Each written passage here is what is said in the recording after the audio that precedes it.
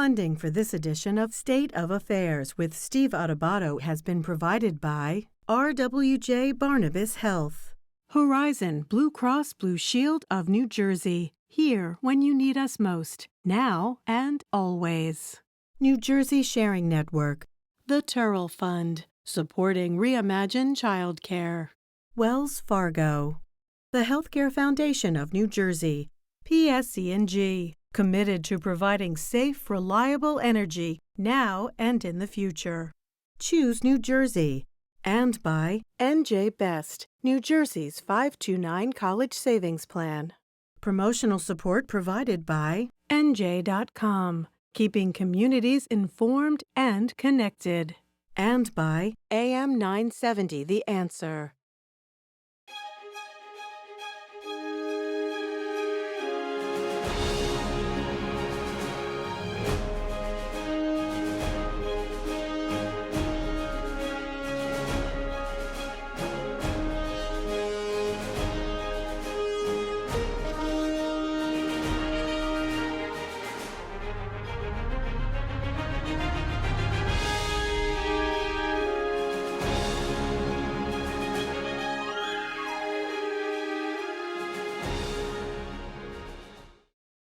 Hi, I'm Steve Adubato. Welcome to a very compelling discussion we're having with Dr. Jonathan Holloway, who is the president of Rutgers University, the 21st president of Rutgers, its first African-American president. He's a historian and understands higher ed and American history better than most. Doctor, good to have you with us. Thanks so much. Thanks so much for having me. Happy to be here. Doctor, I want to quote you in a piece that you wrote for the New York Times. It was an article tied to with a whole series of other articles about the challenges America faces. Quoting you, there are many problems in America, but fundamental to so many of them is our unwillingness to learn from one another, to see and respect one another, to become familiar with people from different racial and ethnic backgrounds who hold different political views. Why is it so hard for us, A, and B, what happens if we don't get better at this? Well, I'll start with B, actually. If we don't get better at this, I'm worried about the state of this country. Now, that may sound hyperbolic, but I've seen so many things happen in the last 4 or 5 years, and really the last 2 years in particular, that I never would have imagined happening before.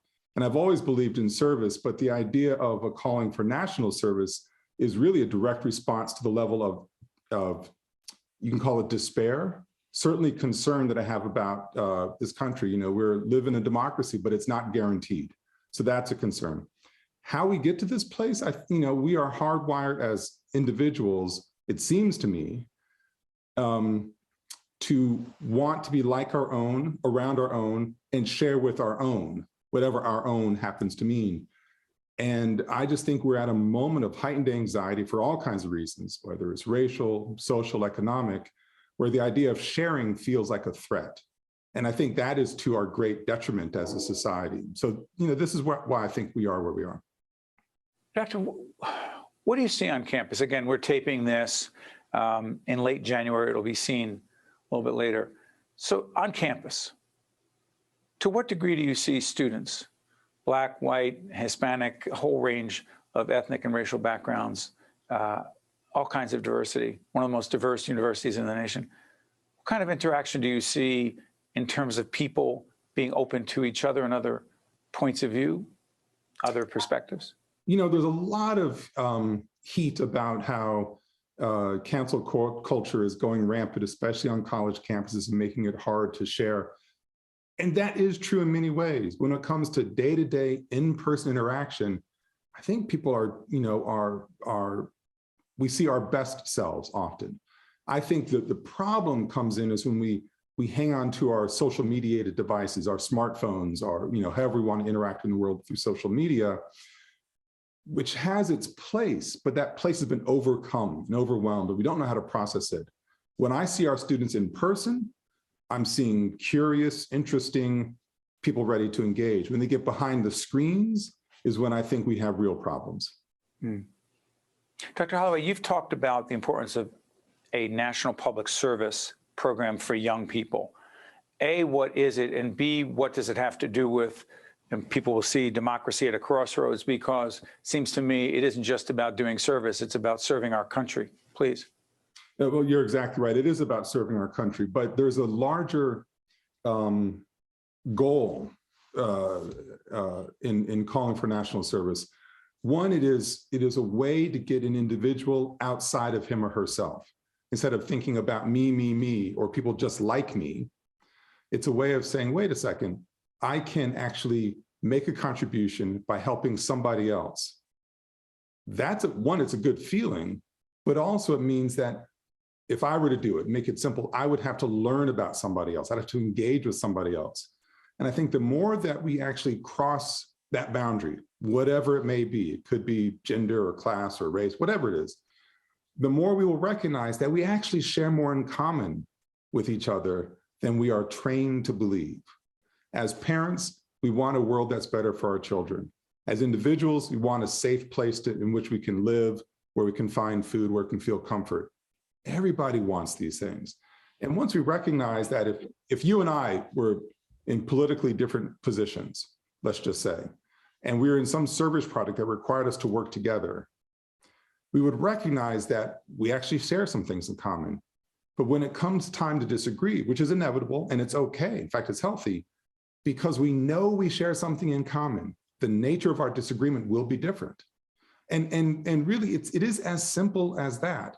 By recognizing commonalities, we will be able to better prop one another up during times of distress and be able to get through those moments of difficulty when we disagree. Doctor, you came to Rutgers at a critical time. COVID raging, changing higher ed forever. You have any regrets? Depends on the day. No, in truth, I have no regrets. I will say that when I was announced in January 2020, COVID was a thing that we thought was not in the United States yet. It was, we just didn't realize it yet.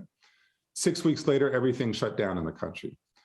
And I will confess, for a couple of days, I felt very sorry for myself, as if this were about me somehow. Then Join the club. I'm sorry? Join the club. Yeah. Then I grew up a little bit. And then I'm like, okay, look, this is not about you, Jonathan. How can you be of service to help Rutgers in my new home work itself out? So I arrived a few months later and got down to work. So it's hard. I'm not going to lie. It is hard. But on most days, I recognize there is something really good to be done. And it's become easier as Rutgers came back to in-person existence. Then It became much easier to understand why I pursued this job and why I was so grateful to have it, is because I can make a difference in a constructive way. You know, again, for people who know our programming, we do not try to time what is going on or talk about this week. You can check out NJ Spotlight News on NJPBS, WNET, and also Metro Focus, that great daily program out of WNET, WLIW, with our colleagues in public television. We try to take a longer view of it. So yes, we are doing this, I believe, on the 18th. You'll see the graphic, the 18th of January. But I want to ask you this. As a Rutgers alum at both the Eagleton Institute and then the doctoral program at the School of Communication, it strikes me that, let me try it this way. You're the first Black president of Rutgers. What significance does that have, particularly at this time, not just for the higher ed community, but for all of us who are tied to the Rutgers family? Well, it's a question I've been asked before, of course. And, I don't get out of bed thinking Black thoughts, thinking Black service, thinking so on and so forth. I'm simply me trying to do my best in the world. However, I'd be naive to ignore the fact that I am the first African-American to hold this position. And so there's an opportunity here. And for me, it's an opportunity to talk about this country. Rutgers is older than the United States. And for whatever reasons, for many reasons, it took 254 years before Rutgers felt they found the right person who happened to not be white to take the reins of the institution. I think I'm good at my job.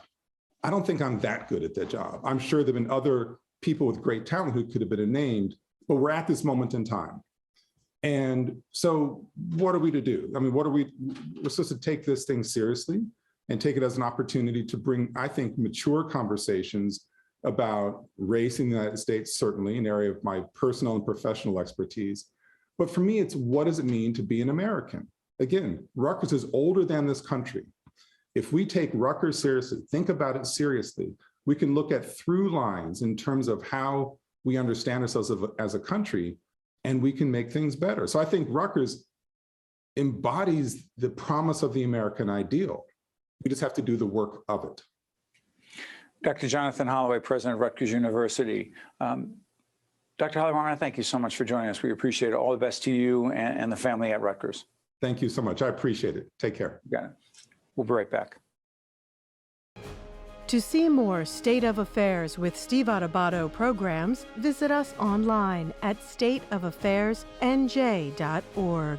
If you would like to express an opinion, email us at info@caucusnj.org. Find us on Facebook at facebook.com/Steve Adubato, PhD, and follow us on Twitter at Steve Adubato. New Jersey's early educators and childcare providers are more than twice as likely to live below the poverty line versus the general workforce. If we want our children to be successful, we need to increase the investment in the people who care for them. It is time to build back better by reimagining the way we support these essential providers. Learn more about the Reimagine Childcare campaign by visiting the website at reimaginechildcare.org. We are honored to once again be joined by State Senator Holly Schepisi from the 39th Legislative District. Holly, good to see you. Good to see you too, Steve. Senator, let me get right into this. We're taping this at the end of January 2020. You have said that you just don't understand why Governor Murphy continues to need emergency powers, executive powers, if you will. But we're nowhere near the end of this craziness with this pandemic. Why not? Okay, Governor, do what you think is best. You're the chief executive in the state. Devil's advocate, go ahead. Devil's advocate, we're 2 years into this. Yes, COVID is serious. I personally had it twice, was hospitalized the second time around, but we're also at a point where I think we all agree we've got to live with this and we've got to work together in order to live with it. We are members of the legislature. We've abdicated our duties and our responsibilities as a co-equal branch of government for 2 years now. And I think we're at a time and a place where we need to have open, honest discourse and debate about what we do moving forward. And by just extending the emergency powers, extending the executive authority, we take that out of the public realm and essentially we give up our co-equal branch of government for the governor to continue doing what he wants to do rather than us doing our jobs. Okay. Most importantly, Senator, you're okay. Your family's okay right now as we're taping. We are, and I spent 4 days in the hospital last March with the Delta variant and got out actually 2 days before I got sworn in as senator. So it was a scary time. And P.S., if you want to check out some previous interviews we've done with Holly Schepisi when she was in the State Assembly, some very powerful and personal interviews about Holly's journey and some health issues she has dealt with, and is very inspiring and powerful and has nothing to do with politics. But let's go back to politics. We're doing a series called Democracy at a Crossroads. The Chiron will be on the screen.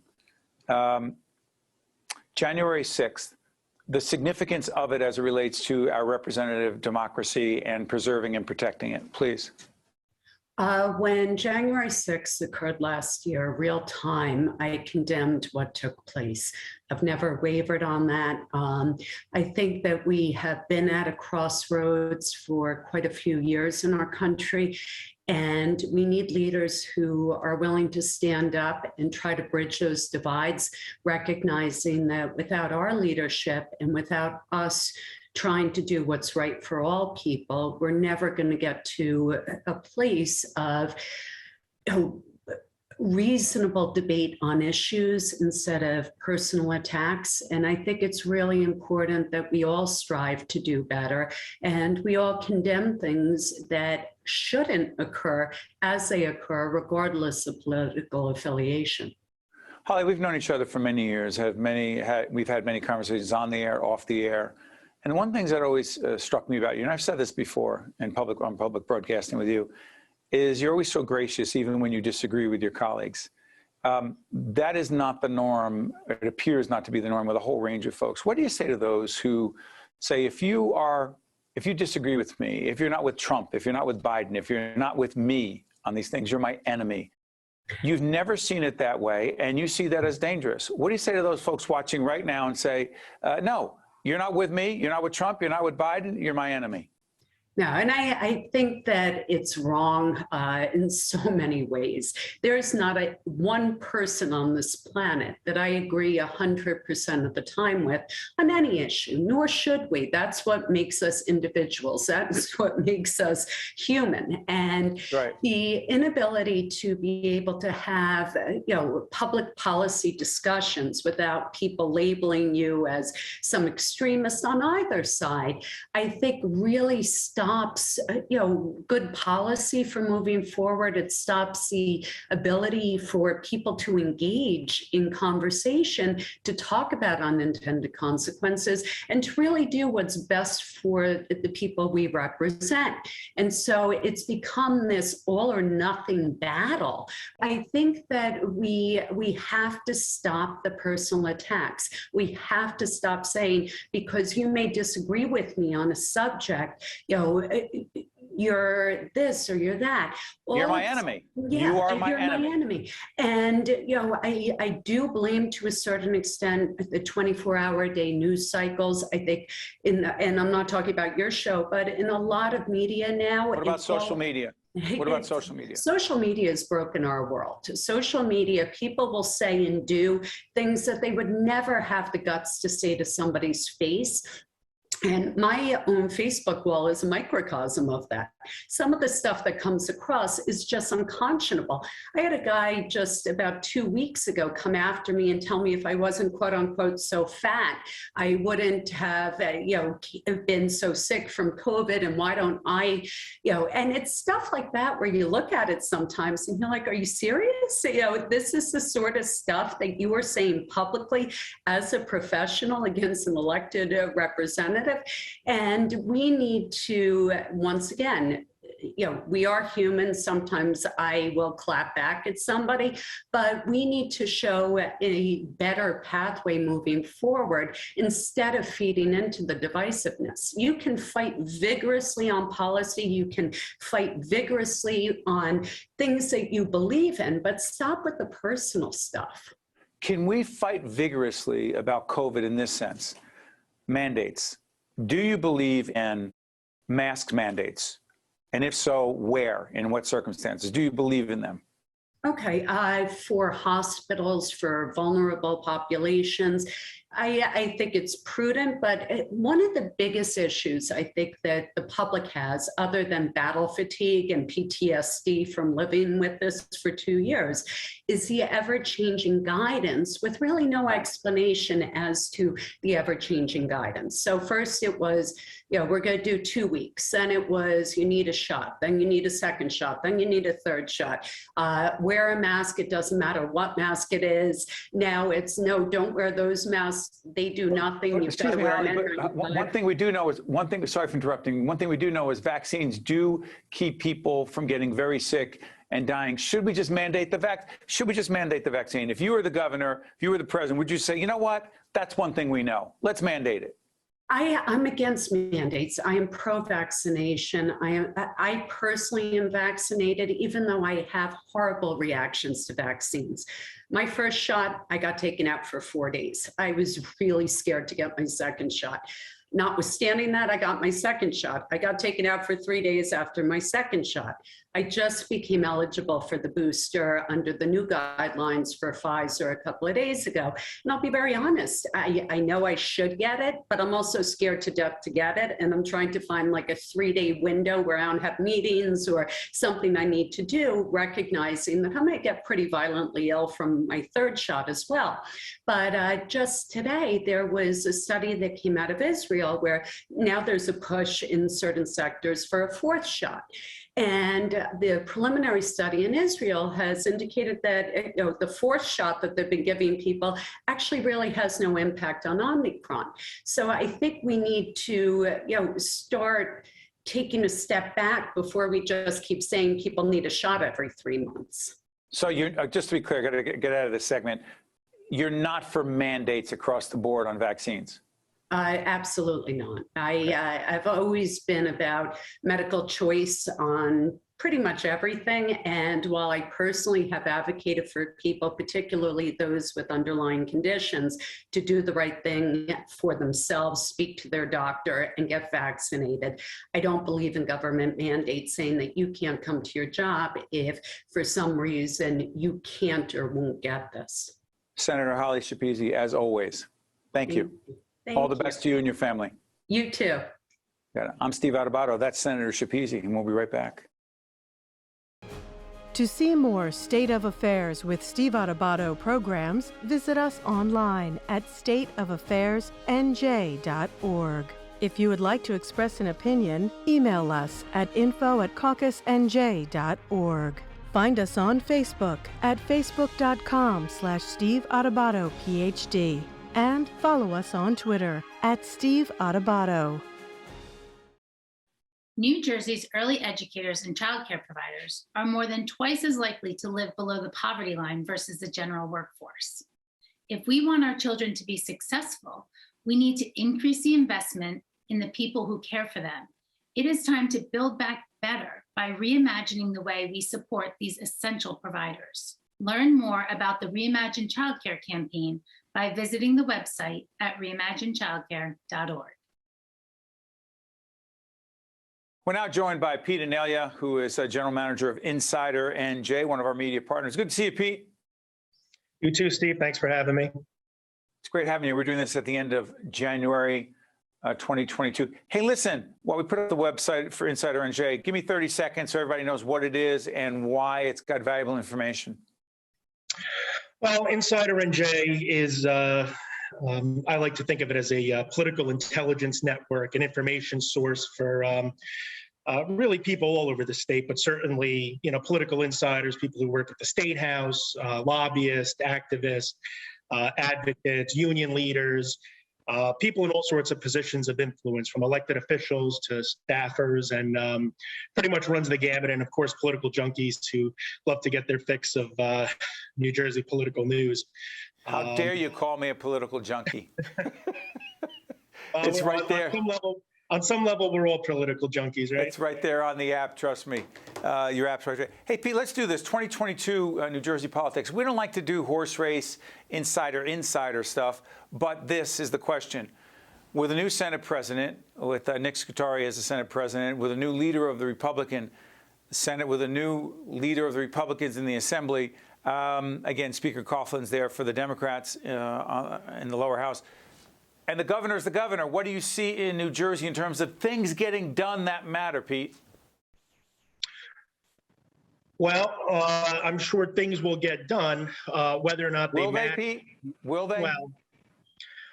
Well, it depends on what they decide to focus on. I mean, if Speaker Coughlin at the reorganization pretty much hammered home the point of affordability and kitchen table issues that we've never heard elected officials in New Jersey talk about.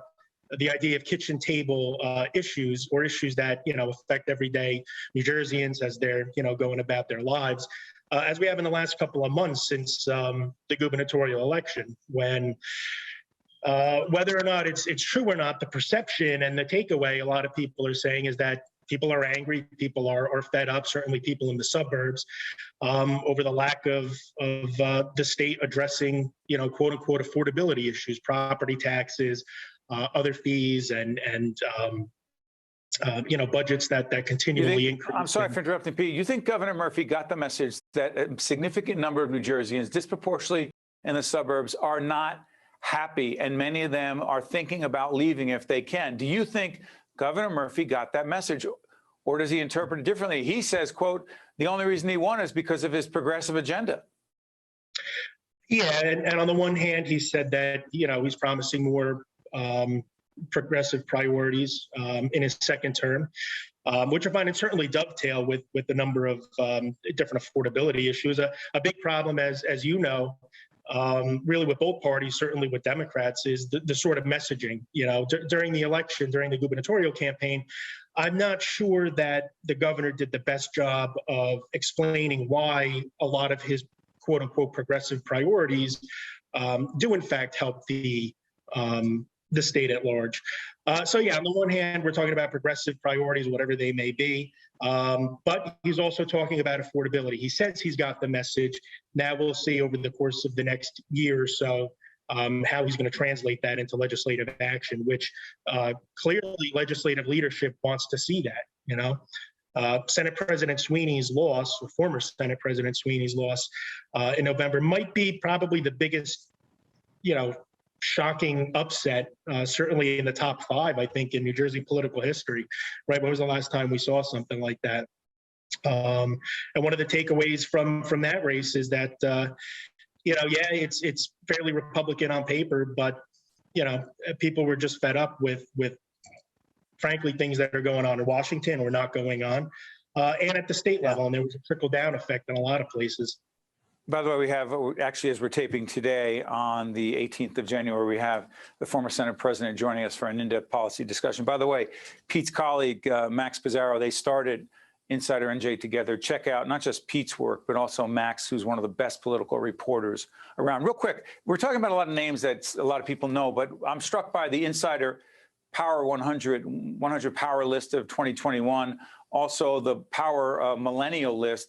I did not make the millennial list for reasons I cannot I have no idea why. But let me ask you this, the Power list, and our friends at Public Television, Brianna Venozzi is on it, David Cruz, NJ Spotlight News, a lot of our colleagues in the media. But here's the question on the millennial list. Are there some folks in New Jersey we should be aware of who we aren't aware of now who are going to make a big impact in 2022? Sure. Specifically with regards to the millennial list? Yeah. Anyone jumping out at you there? Yeah. I mean, listen, I think I don't want to say any names because don't say any names. But why is it important that we know about millennials who are potentially influential? First, to clarify, I kind of use millennials as a catch-all, generally meaning 35 and under, the under 40, the people who are starting to break through. And why should we pay attention to them? You know, guys my age and younger is, you know, because they're the future of the state. You know, they're the ones who are starting to pick up the mantle. A number of them are in high elected office already. Senator Ben Gopal is a perfect example. I mean, he's, you know, mid-30s and he's already a veteran legislator. Maybe Senate president someday, or governor, Congress, who knows? But these are the guys who are guys and women who are going to pretty much be shaping the future. We're starting to shape it now. Yeah, by the way, and really starting to get into the, you know, the various cracks and crevices of government. It's not just elected officials. It's, you know, we're talking about activists. We're talking about young union leaders. We're talking about, you know, staffers and people are getting elected at the local level who are going to be moving up. That's right. So very important. Listen, folks, if you want to check out what is not only going on inside the State House, but why it matters and who matters, Insider NJ is a great place to do that. So you saw the website there. They're one of our media partners. Pete, to you and to Max and everyone at the team at Insider, thanks so much for joining us. We appreciate it, buddy. Thank you, Steve. Always a pleasure to talk with you. You got it. I'm Steve Adubato. That's Pete. Thank you so much for watching. We'll see you next time. State of Affairs with Steve Adubato is a production of the Caucus Educational Corporation. Funding has been provided by RWJ Barnabas Health, Horizon Blue Cross Blue Shield of New Jersey, New Jersey Sharing Network, the Turrell Fund, supporting Reimagine Childcare, Wells Fargo, the Healthcare Foundation of New Jersey, PSC&G, Choose New Jersey, and by NJ Best, New Jersey's 529 College Savings Plan. Promotional support provided by NJ.com and by AM 970 The Answer. To see more State of Affairs with Steve Adubato programs, visit us online at stateofaffairsnj.org. If you would like to express an opinion, email us at info@caucusnj.org. Find us on Facebook at facebook.com/Steve Adubato PhD and follow us on Twitter at Steve Adubato. New Jersey's early educators and childcare providers are more than twice as likely to live below the poverty line versus the general workforce. If we want our children to be successful, we need to increase the investment in the people who care for them. It is time to build back better by reimagining the way we support these essential providers. Learn more about the Reimagine Childcare campaign by visiting the website at reimaginechildcare.org.